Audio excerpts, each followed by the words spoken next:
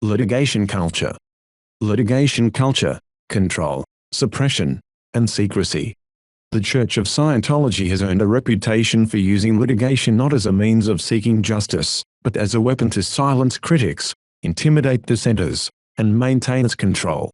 This strategy, often described as litigation harassment, is integral to Scientology's broader mission of suppressing opposition and shielding its practices from scrutiny. Unlike traditional faith-based organizations, which focus on spiritual guidance, Scientology's legal apparatus operates as a tool of control, leveraging lawsuits to exhaust its targets financially, emotionally, and socially. Aggressive use of litigation. Scientology has been involved in thousands of lawsuits globally, targeting former members, journalists, researchers, and even government agencies. These legal actions are designed to overwhelm opponents with financial burdens, legal fees, and prolonged stress rather than to resolve disputes. Critics argue that this approach aims to bankrupt targets or coerce them into silence, making litigation a cornerstone of Scientology's suppression tactics. Paulette Cooper. After writing The Scandal of Scientology, Cooper faced over a dozen lawsuits and attempts to frame her for bomb threats in a covert operation known as Operation Freakout. Jerry Armstrong. As a former Hubbard archivist who revealed inconsistencies in Scientology's portrayal of its founder, Armstrong endured decades of lawsuits, theft, defamation, and covert operations, driving him to bankruptcy. Lawrence Wollersheim. After leaving Scientology, Wollersheim won a multi-million-dollar judgment for psychological harm. Scientology delayed payment for over 20 years, employing every possible legal tactic. Richard Behar in Time magazine. Following Behar's 1991 expose, Scientology filed a $416 million defamation lawsuit, illustrating its willingness to intimidate media outlets through legal means. Bob Minton.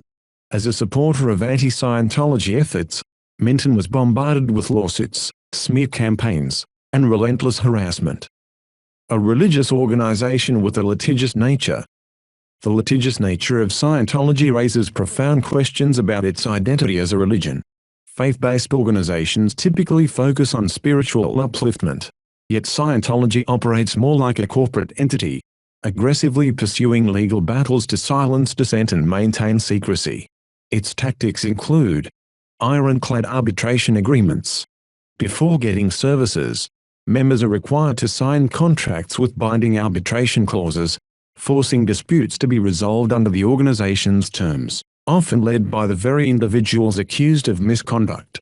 This eliminates members' access to impartial courts and heavily favors Scientology. Prolonged legal battles. Cases are drawn out for decades, increasing costs for defendants and discouraging others from speaking out. Intimidation and smear campaigns. Beyond lawsuits, Scientology deploys invasive investigations, harassment, and defamation to discredit critics and create a chilling effect on potential dissenters. Internal legal culture. Scientology's legal strategy is not incidental but institutionalized. Internal documents and policies reveal that the organization tracks legal outcomes as statistics to measure success. Notably, legal statistics. Success is defined as the complete cycle of action, meaning that an opponent is silenced or rendered incapable of further criticism. Offensive and defensive cycles. Scientology tracks legal actions categorized as either offensive, attacking critics, or defensive, neutralizing threats. Such detailed legal strategies underscore Scientology's focus on control and suppression rather than resolution or spiritual growth. Notable quotes on litigation tactics. Scientology's founder, L. Ron Hubbard, explicitly outlined the use of attacking and litigation as a weapon of harassment. The defense of anything is untenable. The only way to defend anything is to attack, and if you ever forget it, then you will lose every battle you are ever engaged in. The purpose of the suit is to harass and discourage rather than win. The law can be used very easily to harass, and enough harassment on somebody who is simply on the thin edge anyway, well knowing that he is not authorized, will generally be sufficient to cause professional decease. If possible, of course, ruin him utterly. These quotes explicitly states the use of litigation as a weapon to intimidate, harass, and destroy opponents rather than to achieve justice. revealing the malicious intent behind Scientology's legal strategy. This philosophy remained central to Scientology's approach to litigation, shaping its legal culture and tactics. Why such an extensive legal apparatus? The relentless use of lawsuits by Scientology underscores its focus on maintaining power and secrecy, rather than offering genuine spiritual guidance.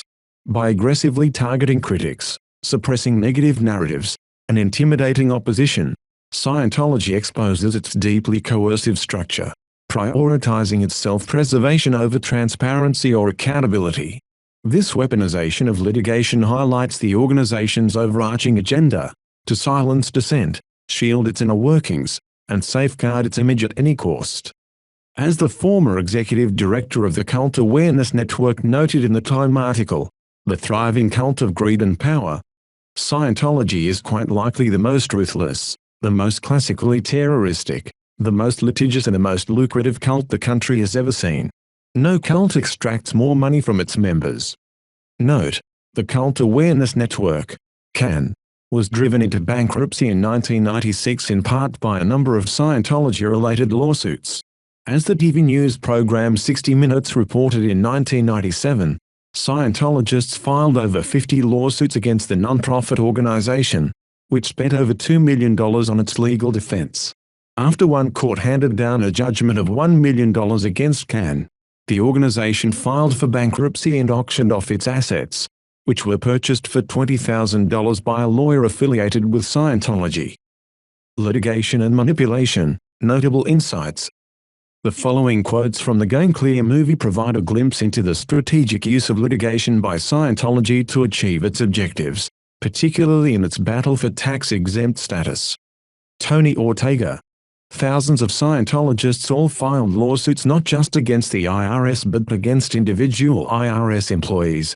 2,400 total lawsuits all going into the IRS at one time. It was a litigation nightmare. Tony Ortega. Related observation. What happened is that Fred Goldberg, who was the IRS commissioner at the time, Miscavige let Goldberg know that if we could find a way to get tax-exempt status, all those lawsuits would go away overnight. Lawrence Wright. A negotiation began to take place between the IRS and the Church of Scientology. How do you define a religion? It's not so easy. Why is one body of thinking a religion and another body not? The only organization entitled to make those distinctions is the IRS. It's an agency very poorly equipped to do that. I mean, they're mainly accountants and lawyers, they are not theologians. But it's the only opinion that matters. Once the IRS has decided that you are a religion, then you are protected by the vast protections of the First Amendment. These quotes underscore Scientology's unprecedented and coordinated use of litigation as a weapon, not only to suppress opposition but also to overwhelm and pressure powerful institutions, such as the IRS, ultimately securing legal and financial advantages, including tax-exempt status.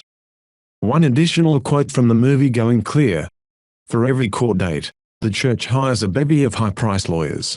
They are determined to use every legal trick in the book to keep Miscavige from having to testify about church abuses, or whether the religion of Scientology is actually operated like a business controlled by the whims of a single individual.